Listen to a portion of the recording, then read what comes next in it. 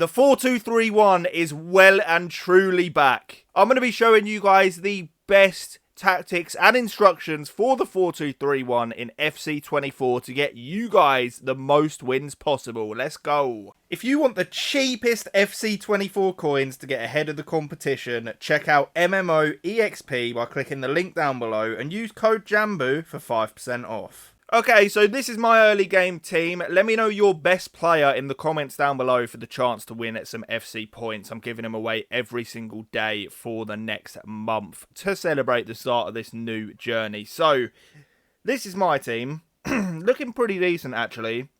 And it suits a 4-2-3-1 very well. Some of you may be wondering what's happened to the other formation that I've done a video on so far, the 4-3-2-1. It's still good, but I just found that this 4-2-3-1, I'm going to get sick of saying these different formations. But basically, the issue with this setup here, it's just nowhere near as good defensively as this setup here. And it's a massive, massive difference. So I wanted to make sure that I gave you guys the best possible chance of winning. And so far, I really do believe that it's with this 4-2-3-1. I don't think anything else that I've used has come close to this, and I really do think you're going to enjoy it. Okay, so I'm going to tell you everything you need to know about this formation, but if there's anything I miss, feel free to ask away in the comments down below, and I'll get back to you as well as I can. So we're running with a balanced defensive style, 55 on the whip, 45 on the depth, balanced direct passing. I still need to really test this out, but I'm pretty sure it's going to be direct passing, you know, as the meta, the exact same as it was last year. Can't really imagine that going anywhere, but we will see. Time will tell. We have 60 on the whip, 5 players in the box, which is actually a lot less than what I have been using previously, you know, in other years and stuff, but I found that, I don't know whether it's the work rate or whether this player in box instruction actually, you know, really literally does what it says. But when I've had this on 7, I've literally got that many players trying to make runs into the box, and it's never been like that before. So I've had to dumb it down. Only 5 in the box, but that does work pretty well.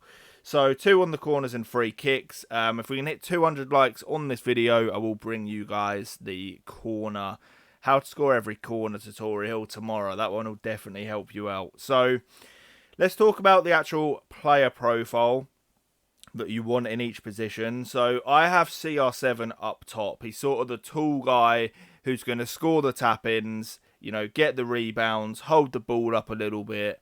And that is what he's there for. They've cut one of his legs off this year, like his pace is gone. But he's still really good, you know. It's like the focal point of a team. Behind him, in the cam position, you definitely want to make sure that you've got a 5-star player. It's always been like this for me in a 4-2-3-1. Because you play the ball out wide to your lamb and your ram, when you cut the ball back into the middle, it's going to fall to that cam, and you need them to be sure that they're going to be able to put the ball in on both feet. So that is super important for me. It's an absolute must, and I recommend that you guys do whatever you can to get a 5-star cam in there. So we then have Mahrez on the left and Leao on the right. And you may be wondering, Jamboo, why are they, you know, flipped round to the opposite side that they'd normally be on? It's Trivela time again. And I will also give you guys a tutorial on that. They are absolutely busted. And yeah, I mean, EA, they really need to start taking this stuff out the game, or at least not reintroducing broken things from the year before and just leaving it there. It is mind-blowing. But yeah, that's the reason behind that. As you can see, I have one sort of destroyer CDM and then one more box-to-box. And I feel like that works super well, especially in the early game. I think it's always been more like that for me. You know, you can get away with having one just defensive-minded player and then one a bit more creative. And that's always how I've enjoyed doing it personally. And then for the fullbacks, you know, as long as they're quick, you know, decent at defending and good on the ball, that is good enough for me, especially with the early stage. I've got Koundé and Araujo For centre backs, my best advice to you guys is to look for as many of those gold playstyle plus things as you can, and just try and make sure that your centre backs have one in the defending category. Koundé, I believe, has a jockey one, and Araujo has like a tackling range one, and they are both so good. Absolutely unbelievable centre backs. So let's get on to the instructions now. For the striker, I have get in behind and stay forward. I just want him to sit on the shoulder of the defence, you know, hold the ball up when needed, but it's a pretty basic job for the forward. We have stay forward on the middle cam. That means at all times, even when on counter-attacks, we're going to have a striker and a central cam together. So they can play 1-2s off of each other and hold the ball up that way.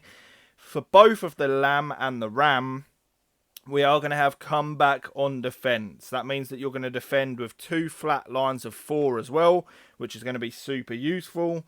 And you're just going to have that extra sort of wide support when defending so that you're not, you know, one-on-one with their winger and your fullback.